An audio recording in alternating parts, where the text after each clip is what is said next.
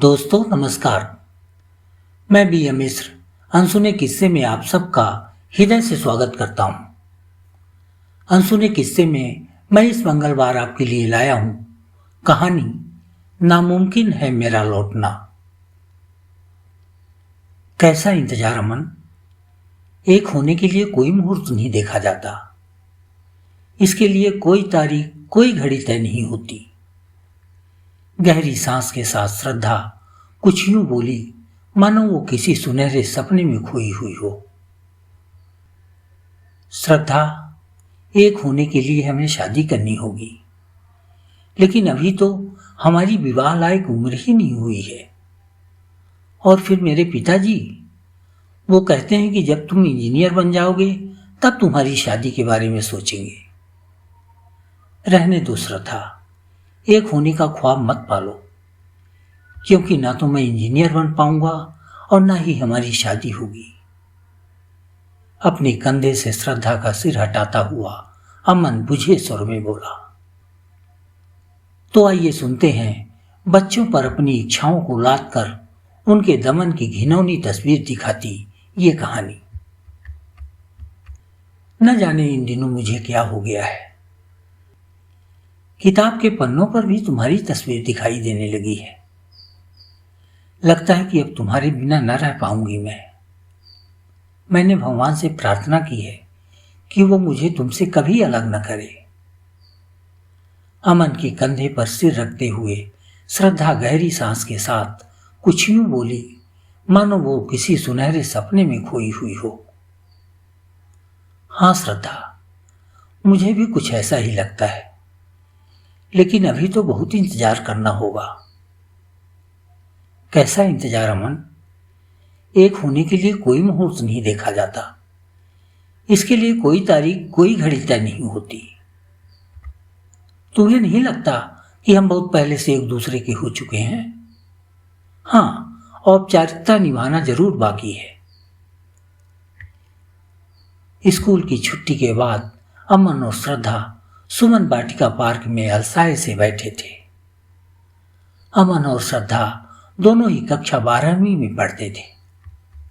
शुरू से अब तक दोनों एक ही स्कूल में पढ़ते आए हैं। उन्हें पता ही नहीं चला कि लुका छुपी के खेल के साथ शुरू हुई उनकी दोस्ती कब प्यार में बदल गई। श्रद्धा, एक होने के लिए हमें शादी करनी होगी, और तुम तो जानती हो कि अभी हमारी विवाह की उम्र ही नहीं हुई है। फिर मेरे पिताजी, उनका क्या करेंगे? दिन में 10 बार सुनाते हैं तुम्हें हर हाल में इंजीनियर बनना है। इसके लिए मुझे जो करना पड़ेगा करूंगा। इंजीनियर बनने के बाद फिर तुम्हारे विवाह की सोचेंगे। अच्छा होगा कि कोई इंजीनियर लड़की ही मिल जाए। श्रद्धा, तुम तो आर्ट की पढ़ाई कर रही हो, लगता तो नहीं कि पिताजी मानेंगे। संशय भरे अमन के शब्द श्रद्धा को विचलित कर रहे थे। उसे थोड़ा गुस्सा भी आ रहा था। अमन, तुम्हारी गणित तो बहुत कमजोर है, फिर कैसे बन पाओगे इंजीनियर? इंजीनियरिंग का एंट्रेंस एग्जाम ही बहुत टफ होता है। हाँ, वो तो है, लेकिन पिताजी कहते हैं कि मैं तुम्हें हर हाल में इंजीनियर बनाऊंगा। कोटा में एक से बढ़कर एक कोचिंग सेंटर है। वहां के कोचिंग सेंटर इंजीनियर और डॉक्टर की फैक्ट्री माने जाते हैं। मैं वहां भेजूंगा तुम्हें। पैसे चाहे पानी की तरह बहाना पड़े, तुम्हें इंजीनियर बनाकर ही दम लूंगा। श्रद्धा पार्क में खिले रंग बिरंगे फूलों पर नजर गड़ाए हुए थी। इंजीनियर ही क्यों, और भी तो बहुत सारी नौकरियां हैं। कई नौकरियों में तो इंजीनियर से ज्यादा तनख्वाह और प्रतिष्ठा है। अब श्रद्धा की बड़ी बड़ी आंखें घूमती हुई अमन के चेहरे पर आ टिकी। तुम नहीं समझोगे श्रद्धा, हमारे बगल वाले गुप्ता जी के दोनों बेटे इंजीनियर हैं। खूब पैसे हैं उनके पास, इसलिए पापा चाहते हैं कि मैं भी इंजीनियर बनूं। मैंने पापा से कई बार कहा, मेरी गणित कमजोर है, टीचर समझाते समझाते थक जाते हैं, लेकिन मेरे पल्ले ही नहीं पड़ती। फिर भी पापा पर धुन सवार है मुझे इंजीनियर बनाने की। 12वीं की परीक्षा पास करने के बाद वो मुझे कोटा भेज देंगे। कह रहे थे तुमने अगर इनकार किया तो घसीट कर ले चलूंगा तुम्हें।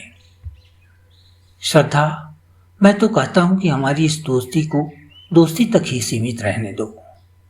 एक होने का ख्वाब मत पालो, तकलीफ होगी तुम्हें। मुझे तो लगता है कि न तो मैं इंजीनियर बन पाऊंगा और न ही पापा मेरी शादी करेंगे। खैर छोड़ो, देर हो रही है, चलो घर चलें। अमन अपने कंधे से श्रद्धा का सिर हटाते हुए उठने को हुआ। नहीं अमन, ऐसा थोड़ी है कि तुम्हारी जिंदगी तुम्हारे पापा के इशारों पर चलेगी। अगर तुम इंजीनियर न बन पाए तो क्या पापा तुम्हें जीवन भर कुंवारा रखेंगे?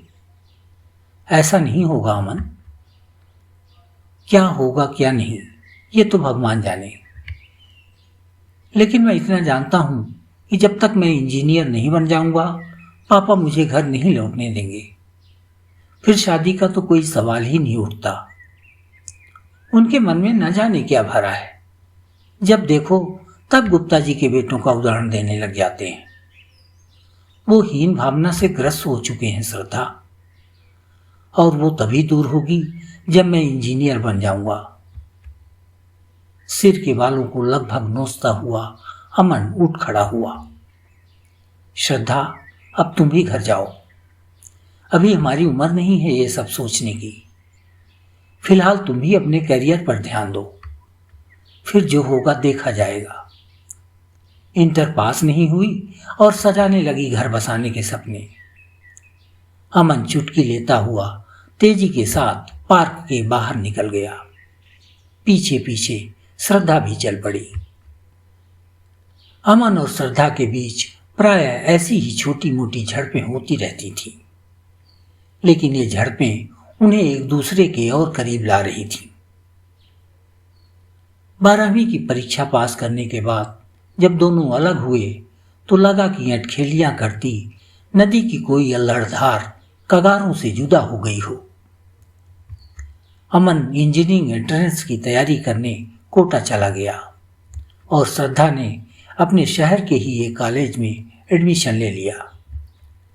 पहले तो दोनों ने खुद को कठोर करने की पुरजोर कोशिश की, लेकिन हफ्ते भर बाद रहा न गया और दोनों के बीच फोन से बातों का सिलसिला शुरू हो गया। अमन, कैसी चल रही है तुम्हारी पढ़ाई? फोन पर श्रद्धा की चहकती हुई आवाज सुनकर अमन झुंझला सा गया। कैसी पढ़ाई? यहां तो मेरे कुछ पल्ले ही नहीं पड़ता। थ्रू आउट इंग्लिश से लेक्चर होते हैं। टीचर से बीच में यदि कुछ पूछ लिया तो डांट के बैठा देते हैं। कहते हैं सिर्फ तुम्हारे लिए हम अपना समय बर्बाद नहीं करेंगे, हमें तो टाइम से बैच कंप्लीट करना है। जो समझ में ना आए घर में समझो। श्रद्धा, ऐसा लगता है जैसे पिताजी ने मुझे फंसा दिया है। स्कूल में तो थोड़ा बहुत समझ में भी आ जाता था, यहाँ की कोचिंग मेरे सिर के ऊपर से गुजर जाती है, कुछ भी दिमाग में नहीं चढ़ता। श्रद्धा ने अमन को कड़ी मेहनत करने का मशविरा देते हुए फोन रख दिया। कोटा जैसे फैले शहर में 8 बाई 8 के दायरे में सिमटा किराए का एक छोटा सा कमरा, एक चारपाई, कुर्सी टेबल और इधर उधर बिखरी कुछ किताबें। चारपाई से लगी छोटी सी रसोई उसी कमरे में, 2-4 बर्तन और कुछ डिब्बों में खाने पीने की चीजें। इन्हीं के बीच अमन की ठहरी सी जिंदगी। सुबह 8 बजे से कोचिंग क्लास, शाम 6 बजे वापसी, फिर मोटी मोटी अधजली 4 रोटियां और चारपाई पर लेटकर दूसरी सुबह का इंतजार। अमन के एक एक दिन ऐसे कट रहे थे जैसे जेल में किसी कैदी के। सुबह के 5 बजे थे। अमन 2 दिन से इकट्ठा हुए जूठे बर्तनों को धो रहा था। तभी उसके मोबाइल की घंटी ने अचानक उसे दैनिक बंधनों के दायरे से बाहर निकाला। तौलिए से हाथ पोंछते हुए अमन ने मोबाइल का रिसीविंग स्विच दबाया। उधर से आवाज आई, बेटा अमन, कैसी चल रही है तुम्हारी तैयारी? कोई तकलीफ तो नहीं है? अरे हाँ, कल तुम्हारा मंथली टेस्ट था ना, ठीक था कि नहीं? अमन के हाथ पैर थरथराने लगे। आंखों के सामने धुंधलका छा गया।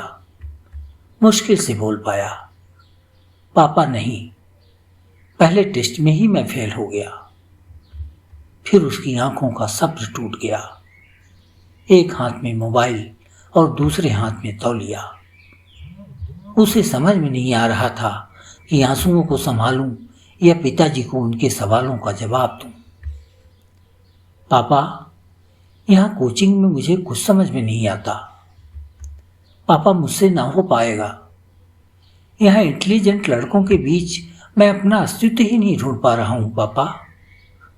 सारे बच्चे अंग्रेजी में बात करते हैं और मैं एक ओर खड़ा उनका मुंह ताकता रहता हूँ। प्लीज पापा, मुझे घर बुला लीजिए। आप जो कहेंगे करूँगा, लेकिन मुझसे इंजीनियरिंग की तैयारी ना हो पाएगी। नहीं बेटा, ऐसा क्यों कह रहे हो? सब संभव है। मन लगाकर पढ़ो, सफलता जरूर मिलेगी। और ये कभी ना समझना कि तुम इंटेलिजेंट नहीं हो। कुछ दिनों बाद जब सब बच्चों से घुल मिल जाओगे तो सब ठीक हो जाएगा। कुछ ठीक नहीं होगा पापा। जब गणित मुझे समझ में ही नहीं आती तो चाहे जितनी बड़ी कोचिंग में जाऊं, कोई फायदा नहीं। दूसरी ओर से कड़क आवाज आई, मेहनत करो, सब समझ में आने लगेगा। बेटा, मन में ठान लो, तुम्हें इंजीनियर बनना ही बनना है। चलो, टाइम हो रहा है, कोचिंग जाने की तैयारी करो, फिर बात करेंगे। पहले से ही थके अमन को पिताजी द्वारा लादे गए प्रोत्साहन ने और थका दिया। वह चारपाई पर चित्त गिर पड़ा। सामने पड़े जूठे बर्तन उससे एक के बाद एक अजीब सवाल पूछ रहे थे। कोटा की चकाचौंध कोचिंग और पिताजी के अरमानों के बीच घिसटते अमन को हर दिन ऐसा लग रहा था जैसे सूरज उगने के बाद डूबना ही भूल जाता हो। उसके कदम आगे बढ़ने को तैयार न थे और पिताजी की जिद के कारण पीछे भी नहीं जा सकते थे। जैसे तैसे वो दिन भी आ गए जिनके सहारे पिताजी के ख्वाब पल रहे थे। साल भर पूरे हो गए। कोचिंग सेंटर के एनुअल एग्जाम से तय होना था कि कौन इंजीनियरिंग कॉलेज की सीढ़ी चढ़ने के काबिल बन पाया। अमन इस कसौटी में असफल साबित हुआ। इंजीनियरिंग कॉलेज की सीढ़ी तक पहुंचने के पहले ही वो धड़ाम से गिर पड़ा। उस दिन की रात अमन को बहुत भारी लग रही थी। पापा के अरमानों का बोझ उसे दबाया जा रहा था। बिस्तर पर लेटे लेटे उसका दम सा घुटने लगा। अब क्या करेंगे पापा? उनकी तो बड़ी बेइज्जती होगी, वो भी सिर्फ मेरी वजह से। अब वो गुप्ता जी से कैसे बात कर पाएंगे? क्या वो इस शर्मिंदगी की पीड़ा बर्दाश्त कर पाएंगे? सवाल दर सवाल के भंवर में फंसा अमन उकताने लगा। नहीं, मैं अपनी आंखों से पापा को शर्मिंदा होते न देख पाऊंगा। मुझे कोई हक नहीं है ऐसे जीवन का जो अपने बाप का एक छोटा सा सपना न पूरा कर सका। बिस्तर के ऊपर छत से लटक रहे गतिमान सीलिंग फैन की तेज हवा अमन को अपनी ओर खींच रही थी। फिर अचानक फैन की पंखियां ठहर गईं। कुछ ही पलों में अमन की सांसों को समेटती हुई पंखे की हवा न जाने कहां गुम हो गई।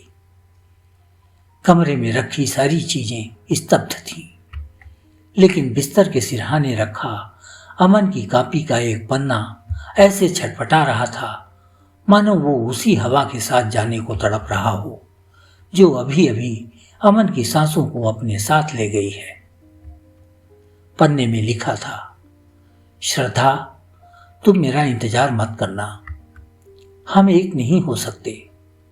क्योंकि मैं कभी इंजीनियर नहीं बन पाऊंगा। पापा ने मुझे उस राह पर चलने को मजबूर किया है जो एक गहरी खाई में खत्म होती है। अब मेरा लौटना नामुमकिन है श्रद्धा। मित्रों, आपको ये कहानी कैसी लगी कमेंट बॉक्स में जरूर बताएं। कहानी यदि अच्छी लगी हो तो लाइक व शेयर करना ना भूलें। और हाँ, यदि आपने अब तक हमारे चैनल को सब्सक्राइब नहीं किया है तो कर लें। अगले मंगलवार हम फिर मिलेंगे एक नई कहानी के साथ। धन्यवाद।